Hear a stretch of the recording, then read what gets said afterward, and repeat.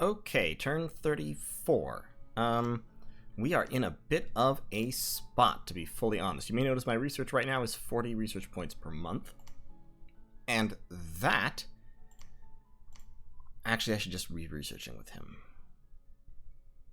Yeah, that'll be fine. That is because all my mages are moving, pretty much. So, over here, I've got about 170 ghouls that are hopping from Rame back into Ermor to add their bulk to the siege defense.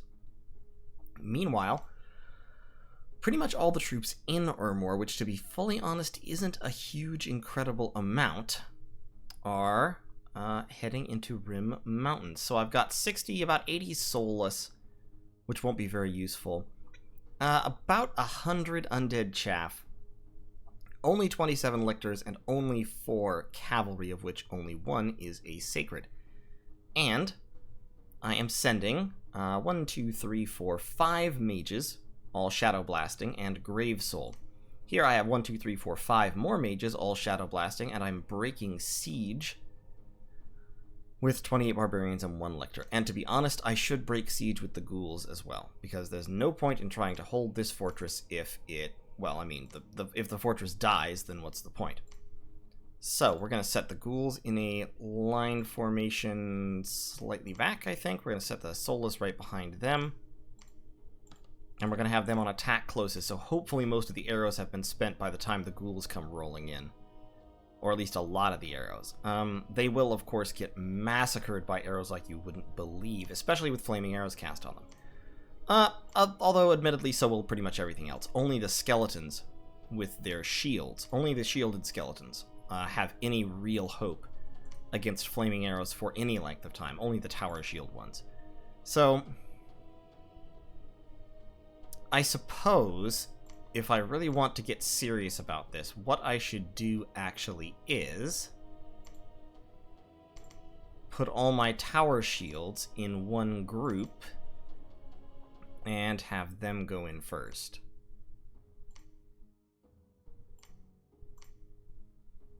So that's entirely tower shields right there.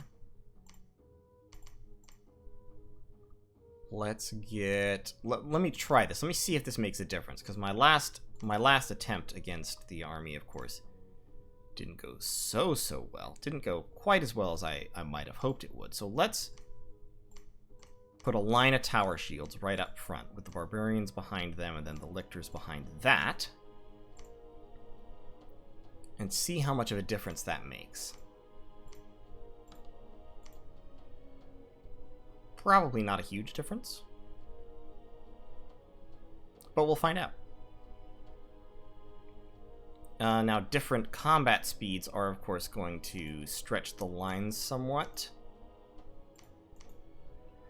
And the barbarians will leak through, but we'll see. They should at least soak up a few more arrows that way. So, Itimu is moving in. All my troops that I can spare are moving in. I should get off at least 1 Shadow Blast from each of these guys. 1, 2, 3, 4. Probably 3 or 4 from Mike Ruzoth, since he is Death 5. 5, 6, 7, 8, 9. So I should throw a lot of Shadow Blast. I should do quite a bit of damage. My mages are pushed somewhat forward, because Shadow Blast, of course, has 35 range. So they're all kind of like in this forward middle zone on the battlefield. And by hitting Y here, we can see what the army will more or less be that's coming in. Who is... You all need to... Mike Ruzoth needs to be front and center. Suleiman needs to be up there. Okay. It's not a huge army, but it's what I've got. And I'm hoping that it will be enough with copious Shadow Blast support, because I've got Uruk coming up behind me, and I have... This is actually close to 500 units. If we look at this battle here in Omiya, 473 units. I'm not sure why my scouting report is just low. They've got a lot of Anarusian Herdmen, they've got a lot of Skin Shifters, they've got a decent grip of Crossbowmen, plus all of their Mage and Priest support. So, splitting up that one mistake of splitting up my armies was disastrous. I should have... To be honest, I should have let the siege of Rim Mountains happen and sent everybody south. I just got overconfident. in the power of my armies. And so I should have said everybody south. I should have broken this army on the wall of my troops and then pulled back to Ermor, and that might have persuaded Shinuyama to back off. If I can destroy this Shinuyaman army, I'm probably still screwed. Because despite the fact that Is has inexplicably retreated,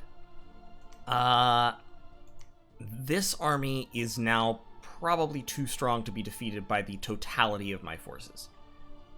I just don't have the stuff left to take on almost 500 Vanarusian units. If it was just these two, I could probably handle it. If Vanarus pushes, which really at this point they should, I don't think I have the stuff to take them. So we'll see what happens there.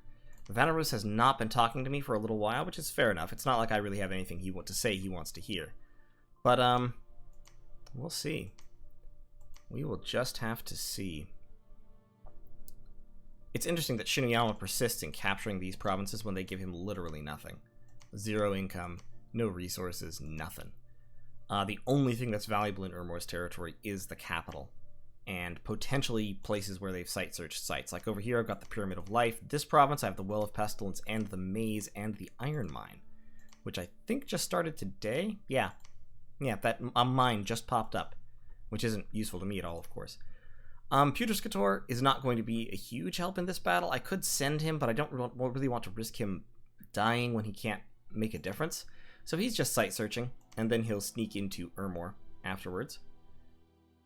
And we'll just see how it goes, to be honest. I'm not terribly optimistic, but I think I have okay odds of dealing with this army. Not fantastic odds, but okay odds. Even if I win, though, I'll take enormous casualties. And then it'll be a question of, well, okay, so what do I do now? Because, of course, let's set these guys to hold an attack, actually. Because, of course, then I'll still have to deal with this mess, and I may still have to deal with this mess. My hope is that Vanarus will maintain his pattern of just bouncing back to his fort.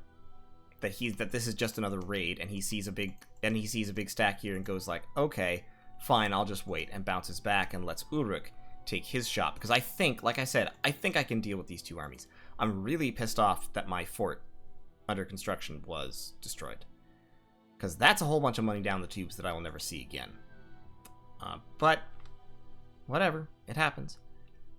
We'll just make it work. So that is turn 34, such as it is, and I will see you all in turn 35, where there should be a pretty climactic battle right here. And then, if that goes badly, I will pull back to Ermor and spend all of my death gems and remaining time just pumping out lictors for the final confrontation, and researching so that I can get up to enchantment 5, or possibly, maybe, potentially 6. Because if I can get up to 6, then I can cast Rigor Mortis. Which would be pretty great. The other option, I didn't go down Alteration to get Darkness, which Darkness is a great buff for skeletons for Ermor, but just didn't go that way. I got the Shadow Blast, and now I'm getting the trying to get Rigor Mortis. If I can get Rigor Mortis, which, let's be realistic, I can't, but if I could, then that might change things. But we'll see. So I'll see y'all in turn 35. Alright, turn 35, and this was kind of a fascinating turn. So first of all, there was a battle in Rim Mountains. My army, such as it is, I know this might look like a big army, but it's not by Ermor standards. Anyway, this army is going up against this army, which is actually larger than I anticipated. They moved in a bunch of reinforcements. They've still got all their Ubas back here. They've got their Bakemono generals with flambeaux. 1, 2 of those, plus Dimmak the Heart Hider. They've got a Shura down here, Suzu. They've got their big line of Dai Bakemono in the back. They've got their Kappas, some Bakemono archers, and 2 Bakemono sorcerers. One who is Fire 3, and actually 2 who are Fire 3. One of them is only Water 1. So, pretty good, and they have Fire in a Jar for Fire Gems. More archers back here.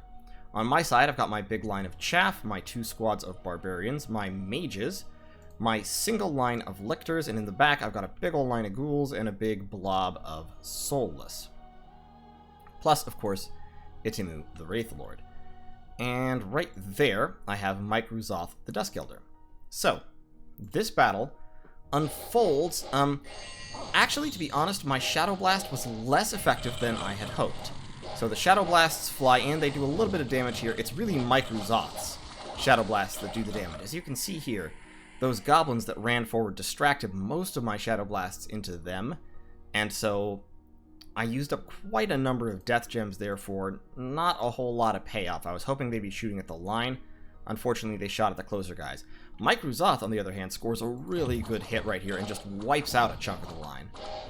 And he's not even done. He's still flinging. So he throws another one, which wipes out another significant chunk of the line. And then yet a third that gets some troops back here.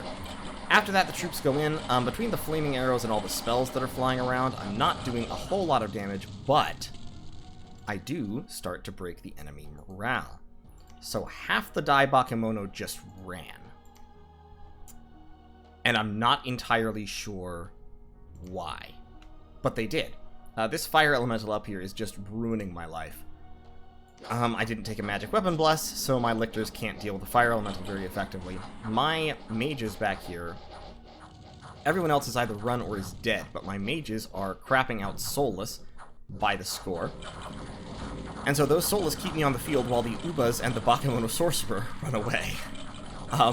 And then those soulless actually kind of overwhelm the line down here, have to be re-engaged, and the other Bakemono Sorcerer and the rest of the Ubas run away. So what's left on the field after everything, my mages all rout off except for the Necromancer. The Necromancer gets killed here, because he's fatigued out, so he gets stabbed. But what's left on the field for Shinuyama is 2 Ubas and 1 Bakemono General. Everybody else ran. Which is kind of a fascinating sequence. So as you can see here, I lost nearly everything that was engaged. But I mean, it was all chaff. I lost the Necromancer, which is kind of a pain in the butt, except he does cost upkeep, so at least I'm not paying the upkeep. And beyond that, I lost 24 lictors that I can replace pretty quickly. 1 knight who got 4 kills. Go you. I lost a Timu, but he's just going to come back. And I lost my diseased human commander, who I don't care about. Mike Ruzoth, 27 kills. Good job. Spectators, 4 kills between the 8 of them. You're fired. Meanwhile, the enemy lost a Shura, and he only actually lost about 70 units out of over 200. But in Rim Mountains, he now has only about 70 units besieging the place. So about 70 more have retreated. And we are repairing the walls faster than they are broken down. So we only have 24 siege defense in here. And yet he's not able to... his troops are not technically besieging the place. Because his commanders are scattered, and some of them are probably dead. Because he had 1, 2, 3, 4, 5, 6, 7 choices of route province, which are selected from, I believe, at least partially randomly, and 4 of them were enemy locations. So, overall, I'm really happy with that. And you know what I'm even happier about? Vanarus did exactly what I hoped they would. They fucked off. They went back to their fort in Fogic. Presumably, I bet... I don't know what's going through Vanarus players' head right now. Presumably he came in and saw that I was under siege there and there was an army here and went like, well, okay, I better leave. Which is, okay, that's fine. Do it. Go ahead. I don't mind one slight little bit. So, overall, I'm in a pretty good situation, and down here, an Agarthan army is currently besieging Ulm's fort, which I actually have mixed feelings about, because, like, Agarthan statues are going to be a pain in the neck, but on the other hand, my lictors are going to be really pretty good at dealing with Agarthan statues. They rely on having high prot, and my lictors hit so hard. They hit really hard, especially when they get that blessing and their strength goes up by 4 more points. Let's see, 9 plus 16 will be 25. They get 4 extra points from strength. So yeah, their damage goes up to like 34, 35, something like that. Let's actually watch that battle one more time, just to double check. Because I definitely cast the Blessing. Yeah, their damage goes up to 34. They're one of the few units that can effectively chop through Sentinels. So as long as I mass up Lictors, I can deal with that. Probably.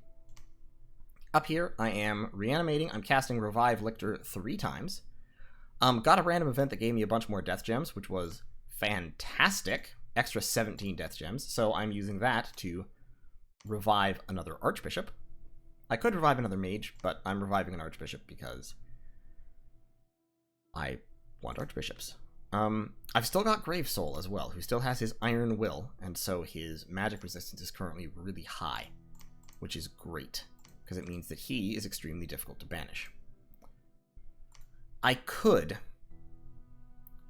move in and try to, like, drive them off for good and all here, with about 240 or more ghouls. Unfortunately, that would require expending most of my ghouls, because my ghouls have really crappy magic resistance and would get banished. They just get the crap banished out of them. Instead, I'm just going to wait a turn, revive more Lictors, and then hit him again just as hard with my Spawn and my Sacred. So I've got 4 there, I'm reanimating 4, and then I'm reviving another 9. So I'll be up to 17. Grave Soul, unfortunately, can't revive right in here, but I mean, basically, I just have to keep bouncing him. Like, I don't care if he keeps this province under siege, at least not much. I can still research in it. All I really care about is that he doesn't actually break down the walls and successfully assault me.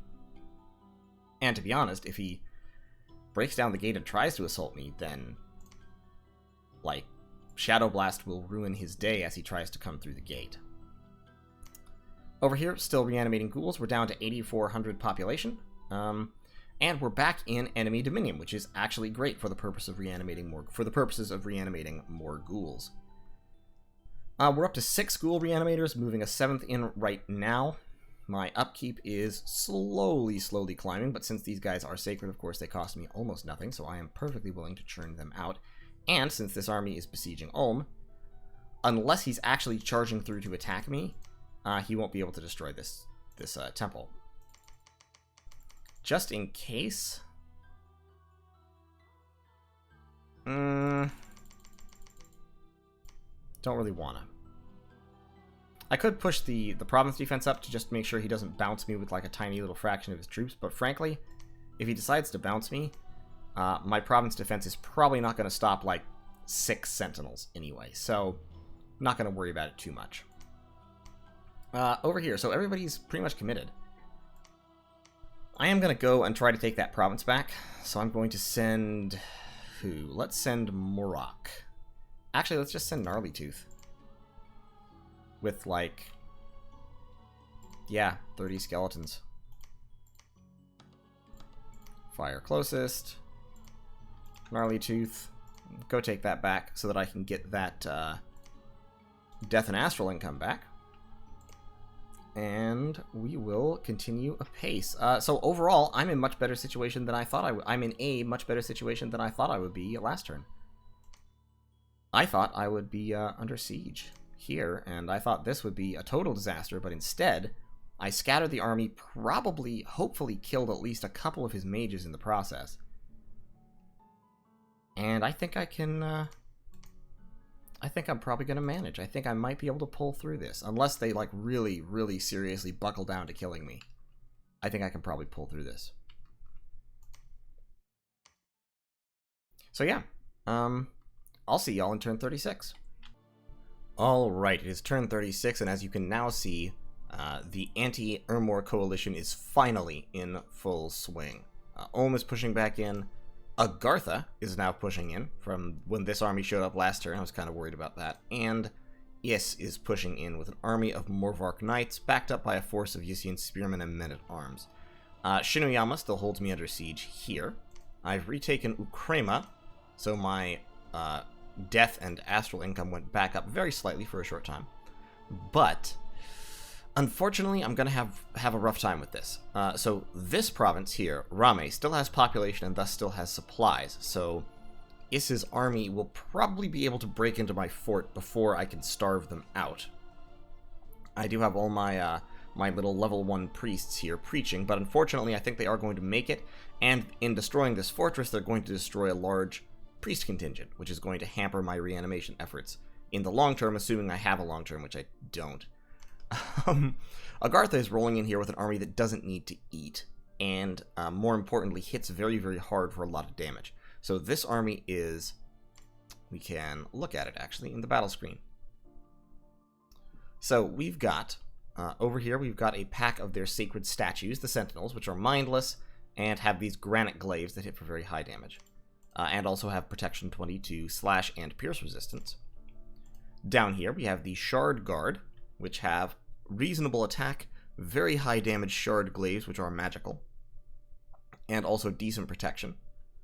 Behind them we have Agarthan heavy infantry, who are very simple human infantry, except they have very high protection. We have 4 golem crafters, which are Agartha's, middle-aged Agartha's basic mage. We also have their prophet, who is, it's hard to pick him out from among all the infantry. Right there, Rothari, who is a cave captain. And of course, as I said, he's the prophet. And he has the blessing, so their blessing is fired shock resistance, quickness, and reconstruction, which enables inanimate units to heal. It enables their statues to heal themselves. So, this army is going to roll right over what I have at the moment. It has about 200 siege strength, or maybe a little bit lower, because Shard Guard and Granite Guardians both have, or Sentinels, both have quite high siege strength. Sentinels are 2.6, and then Shard Guard actually have a bonus to sieging, so they are siege strength 4 each. So 15 Shard Guard is 60 siege strength. And at this point, I'm looking at the situation and I'm thinking, well, this is 110 units here. And that's actually a little bit smaller than what it is. They've regathered all of their routed units from their army. And they've got at least one of their Bakemono sorcerers back as well. I could possibly take this army if I sent everyone. I do have about 200 ghouls. In addition to my barbarians and my skeletons, I got lucky with knights, so I have a little pack of knights. And I have my lictors. So I might be able to take them.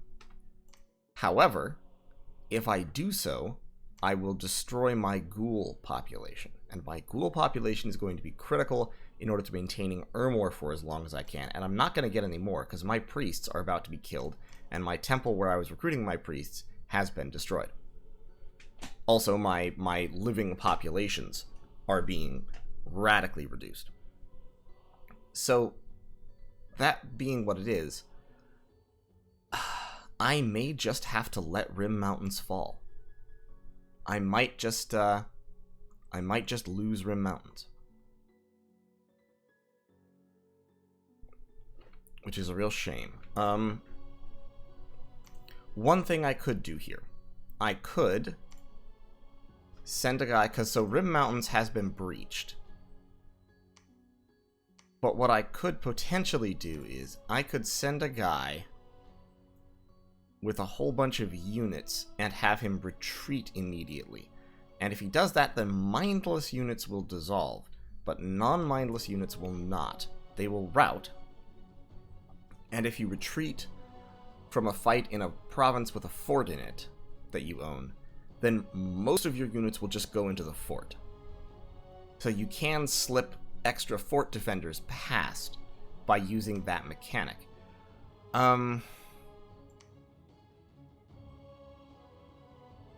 I don't particularly know that it will work, however.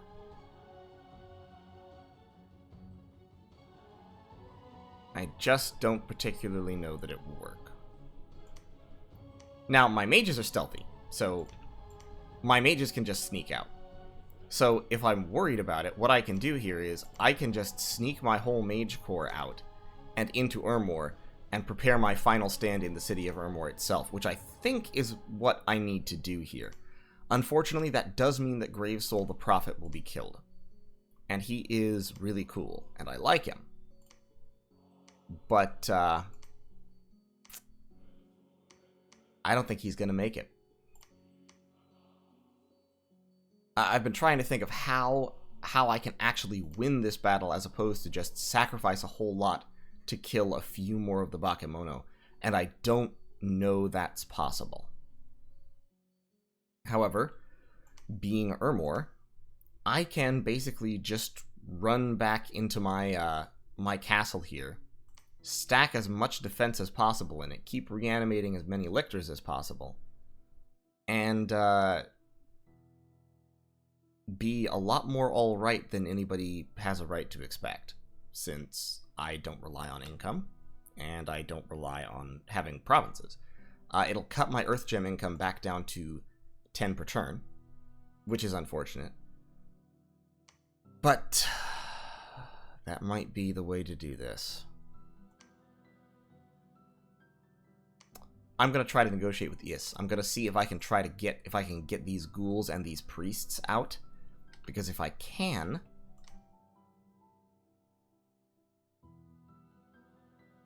do that, then I can try to slip them into Ermor. I don't know that I'm going to hold this province. I don't know that this province won't be taken. But I can at least give it a shot. And even if they lose a battle in this province, then they'll be retreating, and some of them will probably retreat to Ermor. So I'm going to contact ES, see if they'll let me do that. It doesn't hurt them much, since they're mainly underwater, and they don't have any real land holdings over in this area. So leaving Ermor as a thorn in the side of those who exist there doesn't hurt them, and I think it'd be kind of fun to have everybody concentrated in Ermor for the final stand of the Ashen Empire. So, yeah, I think we'll do that. So everyone's just gonna research right now, actually, except Itimu, since Itimu can just attack and not care. Itimu is going to attack the Bakemono and basically just spit in their eyes. All of my mages, yeah, I'm going to just sneak them back to Ermor. Grave Soul. So let's look at the troops that are going to be here. Not much. We've got these barbarians. We can give them to Nightworm. So Grave Soul is going to drop Unholy Blessing on the lictors. And then he should probably lead the defense of the gate, because he's actually pretty tough. If we give him the Elfbane, 2342, and it slays magic. That's a ranged weapon, the Staff of Corrosion, only 2240. It does let him cast Acid Bolt, which is a cool spell, but so we'll give him the Elfbane. Actually, hold up. Defense skill 20, defense skill 16. Actually, having the Staff of Corrosion increases his defense score by quite a bit. Might honestly be worth having for that reason alone. Nah, because we're going to give him the, we'll give him the Elfbane, and then we'll give Foul Flesh here, the Staff of Corrosion. And so Foul Flesh will cast Acid Bolt. He'll just vomit acid at people from up here. Grave Soul, Unholy Blessing, Protection of the Sepulchre. Boy, this lictor is in trouble. We'll drop Protection of the Sepulchre twice. Actually, because here's the problem: the Holy Pyres from the Bakemono Generals are just going to ruin me no matter what. But we'll drop Protection of the Sepulchre a couple of times, and Unholy Power. Actually, let's go Unholy Blessing, Unholy Power, Unholy Protection. And these guys are going to be hold and attack closest. So, Blessing, Power, Protection. That'll increase their speed and attack skill. Let's swap those around, actually. Let's go Unholy Protection. That doesn't have the magic resistance check. And then Unholy Power. And then attack closest. Just go in and die gloriously, Grave Soul. Bayaraladhu, you can stay behind. We've got a few little ghouls here. My little ghouly boys. The barbarians I'm actually going to put behind. And the ghouls will be back here on hold and attack alongside the lictors. They'll get through the gate if we don't attack with somebody. So let's set the barbarians right there. The object is going to be to trap them in the gate and just inflict as much damage as possible. And it will take... We'll take a few of them with us, but not all that many. All the mages will sneak back to Ermor, as I said. This mage will get back into Ermor. Gnarly Tooth will go back into Ermor. We'll put 1 point of province defense here to make sure they can't cap it with scouts. Putrescator will go back into Ermor. I'll talk to Yis and see if I can get my people out of this province. I'm going to tell Ophagian to break the siege just in case. And I will give Ophagian... I don't have any units to give him because there are no human units here. But we'll tell Ophagian to break the siege nonetheless. And, yeah. We'll see how it goes. Hey, who knows? Maybe Yis will move away. Not likely, but it's possible. In any case, this may be nearly the end. I've said that several times in this series before because I very much doubted that I was going to make it even this far. But it's turn 36. I think I've done my Ermorian duties. I could have done better. I could have... a god redesign might be in order. The Incredible Mr. Bones did his job, but I think probably I should tweak it to get a more terrifying bless. I need a more terrifying bless to make the lictors and knights more effective. This was just kind of experimental. And it worked more or less, but it needs to be beefier. It needs to be more scary. And, yeah, I think that's about it. We'll see what happens. So I am going to lose Rim Mountains this turn, which will be a huge blow. I'll hold on to Rame for a little while, because he's taken quite a while to siege it down, and I'll hold on to Ermor for some time. Ermor is going to be a tough one for them to crack. And I will continue reanimating troops until I can no longer do that, and then I will continue reviving lictors basically forever. They are going to have to physically come in here and stop me in order to prevent me from reviving more lictors. So my lictor income is going to remain at least 6 or 9 per turn for the foreseeable future. And we'll see how things develop. So, thanks for watching. I'll see you all in turn 37. Alright, Malpractice turn 37. It is definitely coming for me. We've got that army there. We've got Agartha rolling in with the Agarthan Inquisition, as he calls it. We have this army over on this side, and we have Shinuyama building back up here. They have pulled off of Rim Mountains, so we, Itimu, broke off the besieging force. We revived a whole bunch more lictors, but this is a short one. We did get a Shadow Seer, which is kind of cool, and some air gems, but I think this is the swan song of Ermor. I think I'm about to go down. I just don't have the forces. After that, honestly, it was these fights that broke me. It was trying to do both of those at once. If I decided to take on Shinuyama or moved everything that I could to take on Uruk, I might have been able to pull it off, but as it was, this is how most Ermor games end, and honestly, I'm not too sad about it. Like, I have survived, albeit not expanded. I've survived a good long while. I made some definite blunders in the early game, particularly in not recruiting priests early enough to reanimate, and to be honest, my god design could have been better. I feel like the Incredible Mr. Bones was okay, but I should have taken a more focused, like, aggressive Lictor Bless and Knight Bless, and done something more forceful with my Sacreds. So, in any case, this is basically going to be the turn. I'm patrolling with these guys to kill scouts. I thought I was patrolling with Gnarly Tooth as well. And I anticipate doom, which I've done before, but really at this point I do not see why Vanarus would pull back. So he's got to be coming in for me. He's got to be doing it. And we'll see how it goes in turn 38. Okay, turn 38, and yeah. This is more or less what I expected. We got an Onyx Priestess, which is kind of cool, but in Ermor, Vanarus rolled in. And due to blunders with setting up my patrollers, well, first of all, this army was not big enough to accomplish what I needed it to do anyway, but also, I didn't get my profit back here, so there was no blessing whatsoever, and so my lictors got ruined. So that was totally my mistake. That was just, I was just rushing, to be honest. With that last, after I recorded that last turn, I was going around fixing a couple little quick things, but it was very close to the turn timer, so I just messed up there. In Asia, this is just Shinuyama retaking a province that I had just captured. In Ukraima, the forces of Agartha keep rolling. And in Henwood, Itimu captured that province back from Shinuyama. So, breached. Definitely gonna lose this one because I just don't have anything here because I've moved it all back to Ermor. Also going to lose Ermor. Not gonna lie about it. There is no way that we're gonna get out of this one alive. But we're going to do our best. So we've got only 18 lictors.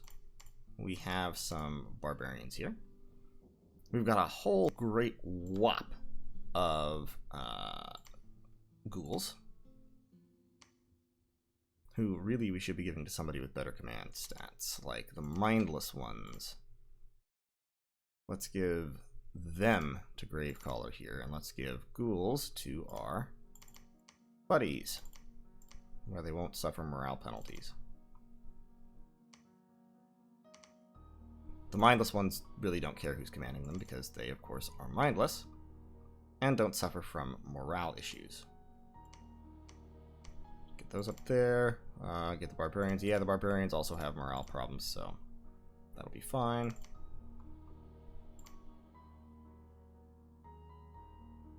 And we should actually we should put all the barbarians under the incredible Mr. Bones. So, we're gonna see.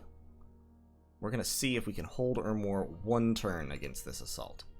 Just to see if we can. So the first thing we're going to do is distribute death gems. So all of our mages here get at least a couple of death gems.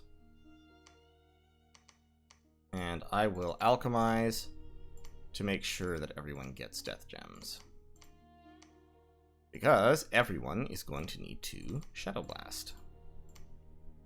That is pretty much our one cool trick. The Incredible Mr. Bones has all these Earth Gems. And I never quite hit Enchantment 5, because he's going to be Earthquaking. And yes, Earthquaking is going to wipe out my own troops. However, it'll also wipe out a lot of his troops. And I'm hoping my Lictors have high protection and high hit points. So they should be able to handle it all right. And my Spectators are Ethereal. So they should be, and have high hit points. And my Archbishops just have high hit points. So they should, it should be okay. Probably my Mound Kings will die. And my Priest. But let's alchemize. We need every death gem we can get. Yep, there we go, there we go. That's 25 more death gems.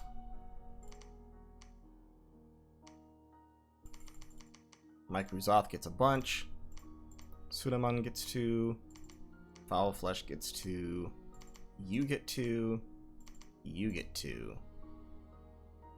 Who else needs more? Putrescator gets 6. And then we can just start going through and giving people 3. You can definitely have 3 because you have that belt on. Okay, so. Yeah, that is going to be the script here, and is on conservative magic gem usage. You are going to be on actually instead of skeletal body. Yeah, do skeletal body. Skeletal body's a good one. And then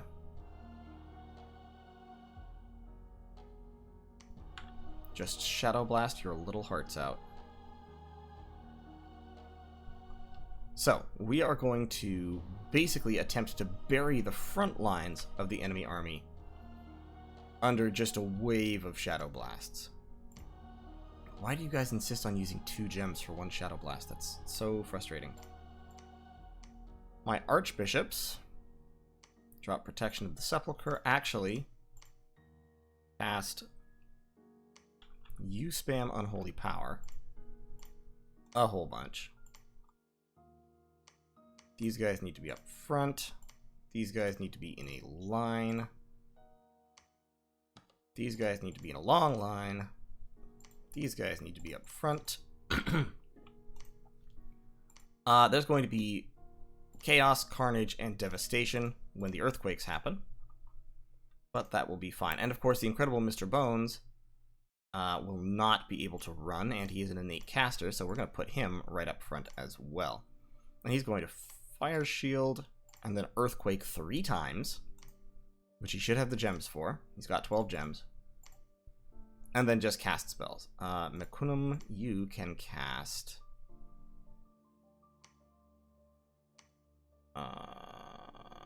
Protection of the Sepulchre, actually. Do Unholy Power twice, and then spam Protection of the Sepulchre.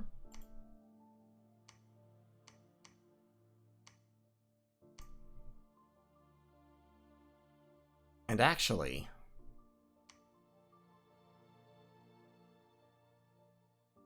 I'll tell you what. All the archbishops... The archbishops are going into combat because they do have the Rod of Death, and if I lose this one, I'm gone anyway, so... Unholy Protection, that's fine. Dust Heart, be up there. And then attack rear.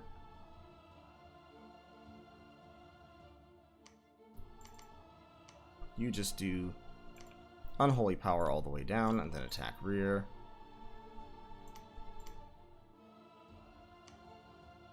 I don't need to use that Ring of Frost.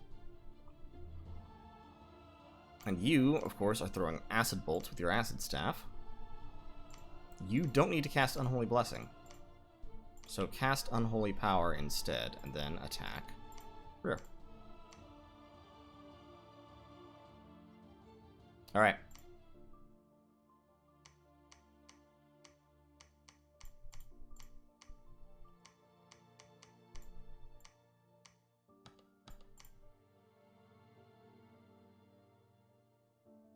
Okay. This is it. This is the end. We're going to let them come to us. We're going to let them try to take the fort. We're not going to break the siege. So that way we should be able to use our chaff to maximum effect, and our shadow blasts should be of maximum effect. The waiting one round should let them charge forward and hopefully start to pile up, and then the shadow blasts will start coming in. And should do a reasonable amount of the business. Why don't we have you wait one extra round? And you wait one extra round. Okay. Alright, that's going to be it, folks. We will... Boy. We're going to see how it is. We are just going to have to see. So. Ooh, Theldon. What can you do?